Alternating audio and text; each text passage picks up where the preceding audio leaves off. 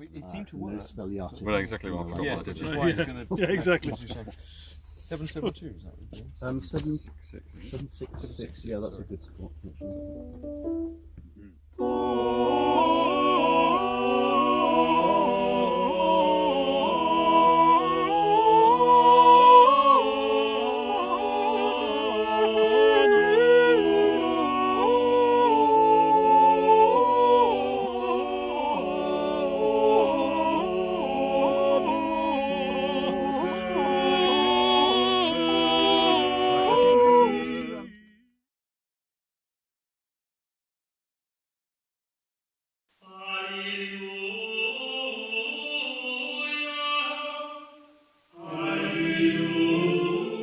The original idea of the project was to try to explore the concept of space and place as a dimension of performance. So we tried to use state-of-the-art virtual reality and acoustic modelling technology to try to reconstruct the visuals and the acoustics of lost performance spaces. We tried to use this to then situate a full CD's worth of material within what is essentially a reconstruction of an acoustic from a particular space and a particular moment in time. Virtual reality is really just a simulated environment, a realistic or a fantastical world that doesn't exist anywhere but inside the simulation. What we wanted to do in this project was to give people the experience of hearing historical music, not in a modern concert hall, but in the sort of performance environments for which the music was written and which today just no longer exist. Now, it would be prohibitively expensive to build physical reconstructions of those spaces. Virtual reality, on the other hand, lets us do just that and create immersive virtual auditoria. I think it's fair to say that I didn't need much persuading to do this project. Historical projects are what we've always done. We've done a series of discs highlighting aspects of music's relation to late medieval alabaster. We've done a project on music in the 100 Years' War. We did a number of projects on music at the court of Savoy. So really building out from that into trying to reconstruct as closely as possible the sound of a lost medieval building was very much in the tradition of what we do, and I was very keen to get involved. We decided to situate our recording in Linlithgow Palace, quite specifically within the chapel of Linlithgow Palace. This is a really interesting venue because it presents some interesting challenges. As it currently stands, there's no ceiling, no roof. It's lacking windows in their entirety. So not only does it not look anything like how it once did when it was once a very magnificent building, obviously it's not really a space in which one can perform today, not least because you'll get very wet. So much of the sound just escapes out of the space. So we thought it was a really interesting challenge to work with a building that required so much reconstruction. It's also a very important building. It used to be the great pleasure palace of the kings and queens of Scotland. So it was situated between the capital of Edinburgh and the more common home for the royal family in Stirling.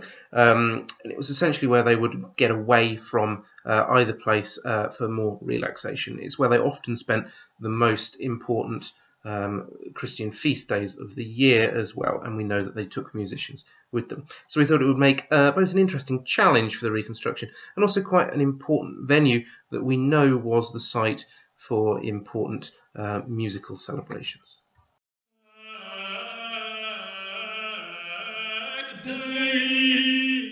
The virtual reality experience effectively lets people step into the past and to see and hear a lost world of performance. Now, we've worked with architectural records and historians to recreate the visual interiors of the spaces, and we've painstakingly pieced together programmes of music that would have been performed inside of them. perhaps as a mirror to the reconstruction work we've had to do on the fragmentary building, we've had to do quite a bit of that to the music as well. The music of pre-Reformation Scotland is extraordinarily fragmentary. We have really very little that survives. We do, of course, have the Carver Choir Book, which runs right up to the Reformation, but this is a rather later work than the period at which we were trying to reconstruct the chapel, which was around about the turn of the 16th century.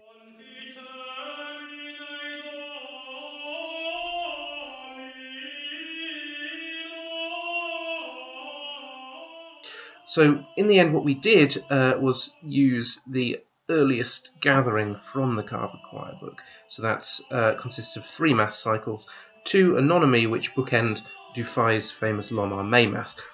Both of these Anonymi are incredibly interesting works. They are clearly from the mid to late 15th century, and they've been variously described as English or continental. We're increasingly convinced that they are in fact both Scottish for various different liturgical and stylistic reasons. We've managed to identify the Cantus Firmus of one of the Mass cycles, and have been able to show that it's actually for St. Catherine, which is quite exciting. And it's this Mass cycle that we've decided to use as the basis for this CD.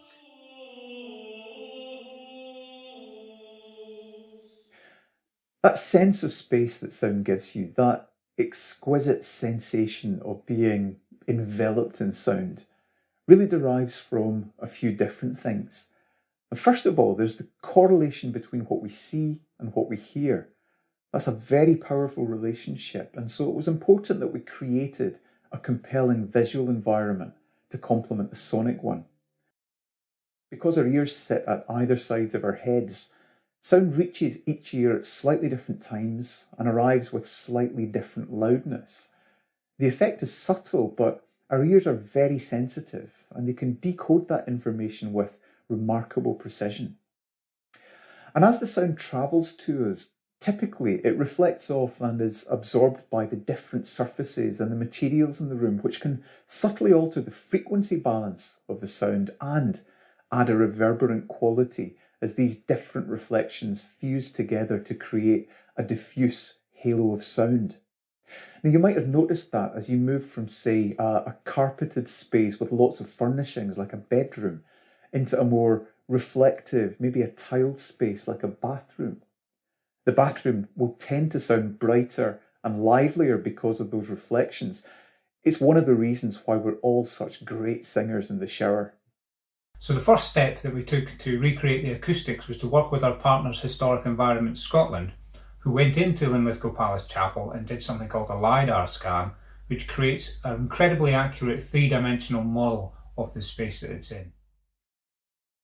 And I imported it into modelling software, which allowed me to keep the dimensions but simplify it so we could then manipulate it within virtual reality. And it's from that simplified model that we started adding layers that were lost in history, looking at things like the position of the roof.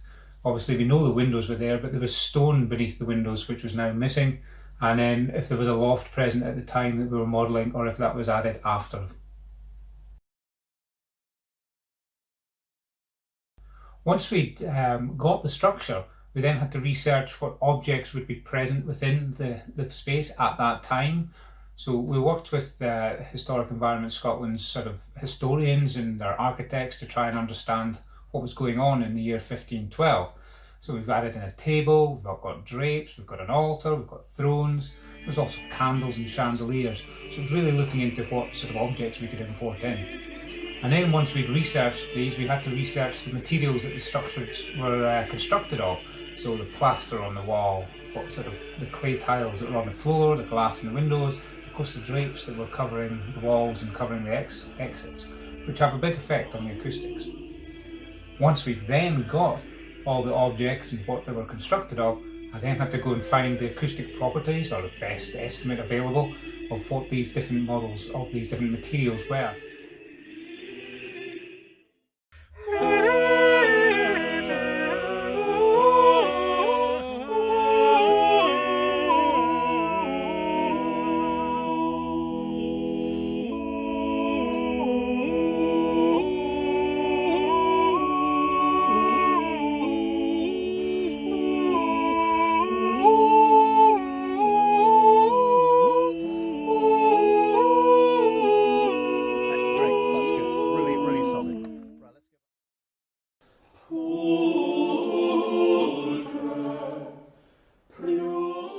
Well, it would be idle to say that this project didn't bring challenges that we've not been used to in prior things we've done. In order to use our reconstructed acoustic, we had to record in an anechoic chamber. For some of us it was a bit less of a shock than for others, because the previous year we'd performed some music and recorded some music for Historic Scotland in Edinburgh, also in an anechoic chamber.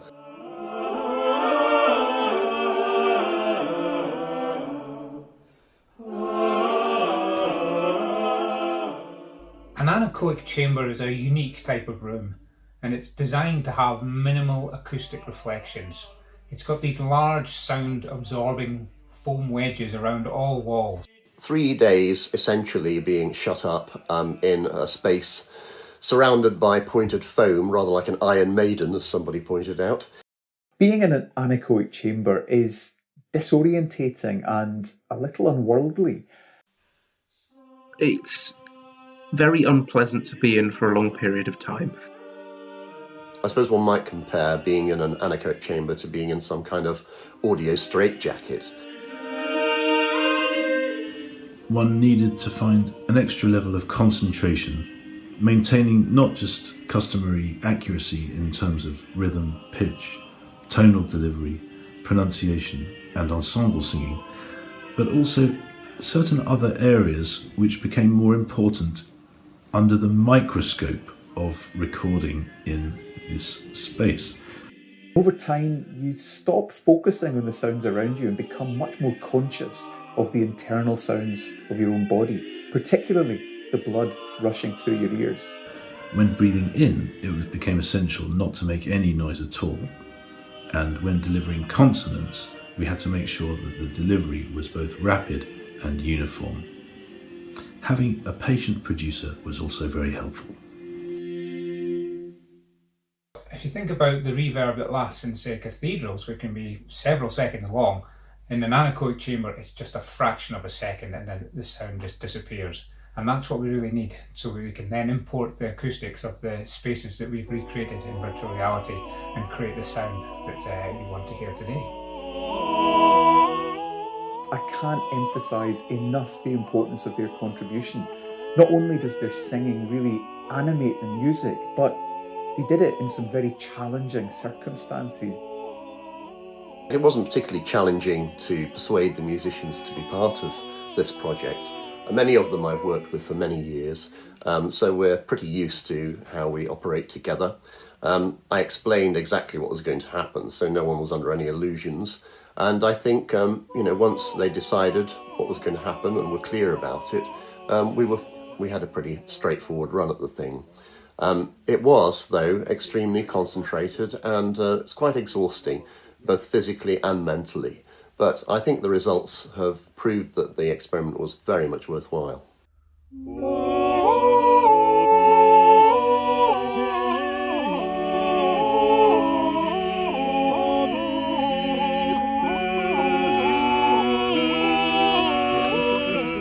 Once through on your own for that. It's just your From here, it feels as if we're too busy. This is, I think, really about as close as you can get to musical time travel.